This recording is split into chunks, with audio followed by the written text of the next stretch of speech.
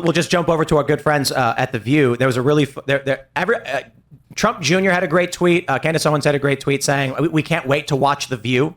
And what do you think their response was? I think they accepted it gracefully and said that this is what the American people want. Four of them are wearing black and mourning. Well, I just want to say something about the Democrats in general before we play this. Tim, earlier in the show, I think you're spreading a bit of misinformation. You said the Democrats didn't learn a lesson here. They did learn a lesson. The lesson is that you're wrong for the way you voted. The lesson was not we need better candidates. The lesson is the American people are wrong. There are liberals legitimately tweeting, Kamala didn't have a campaign problem.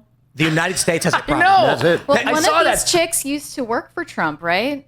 The one on the far right of the table. Oh, yeah. Or she's on the far right. She used to work for Trump, and now she pretends like she doesn't like him. And then Whoopi Goldberg also used to love Trump and pretends she never loved Trump. Yeah. Let's play this clip. It's pretty short. I mean, aside from buck naked dancing on the top of the table, I don't know what else she could have done. Yeah, that would have cost her a lot of votes. But anyway, she said definitely would have helped. I think she left it all out on the field. I think she raised $1 billion in 3 months. I think that she ran a flawless campaign, and I maintain that.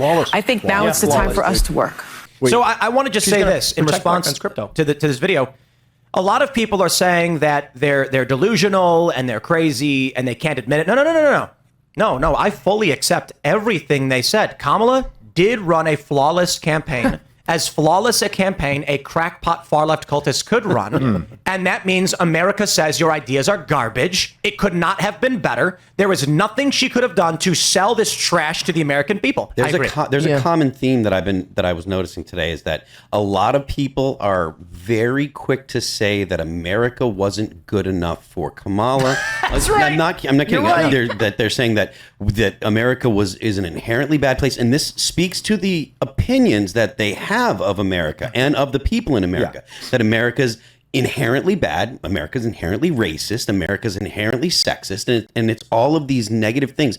These people don't love what our country stands for. They don't love the founding ideals of small government, of individuals rising up and taking care of themselves independently of the government. And you can hear it when they say, well, you're not good enough for me. It speaks of significant arrogance, and it speaks of just a bad worldview where they are the goodness and the rest of the world falls short of their goodness. It's almost like, and I'm not that I'm one to speak about religious ideas because I'm not particularly religious, but it speaks to the idea that I am the God and the rest of the world must meet my expectations. That's exactly right. First of all, they wanted to get rid of the Electoral College before. Now they have to get rid of the popular vote. Which, by the way, they're not beyond trying to do. But they do that all the time, too. Every structure we have, they wanted the Supreme Court gone because they lost the majority there.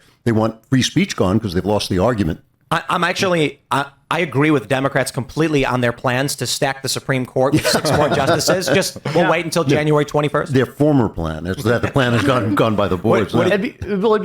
Trump said he wants to be more moderate and heal the country. He should give the left one of the policies they want. He should say, I will stack the Supreme Court. You guys have been saying that you want this forever. Let's do this. We'll help the American people. Realistically, there's probably going to be one Supreme Court justice that will retire in the next maybe two in the next 4 years. And so hopefully if things go right, we can get 2 more, Clarence Thomases. Unfortunately, he's going to be one of the guys who'll step down. Unfortunately, so that means we got to get another one of him, and maybe a second, maybe someone that's reminiscent of Scalia, but someone that's kids, right? An originalist. You got to invent cloning first. Wouldn't that be great? I understand it's probably harder to find someone that has that kind of pure understanding or that pure look on the originalist ideas, but that is really what we need because. Judge Napolitano says this all the time. Either the words mean what they say or they don't. And if they don't mean what they say, then they're meaningless. So there's no point in having a constitution unless it means what it says. I love that. Whenever we get these favorable rulings in the Supreme Court, the left is like, the Supreme Court is white supremacy, and it's like Clarence Thomas with the majority opinion. Well, I want to say 2 things about this. Firstly, this clip, and then secondly, something about how the left is responding to this generally.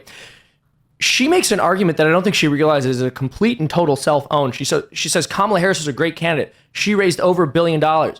Yeah, she had a lot of money thrown at her and still lost. That's what you're saying.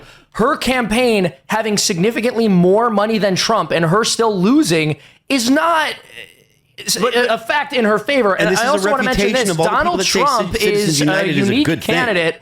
Donald Trump is a unique candidate because he's the only candidate in decades to win 2 elections despite being overspent by his opponent. That doesn't usually happen. And the second thing I want to say is we're getting this hilarious take from a lot of left-wingers where they're posting all over Twitter. You know, I'm very confused. How can it be the case that I am correct about everything all the time and that Donald Trump won? I'm trying to square this. They're like basically saying this without any irony. How could it be the case? It's like, because you're wrong about everything. They're incapable of introspection. Thanks for checking out this clip from Timcast IRL. Make sure to watch the show live Monday through Friday at 8 p.m. Subscribe to this channel, and we will see you all there.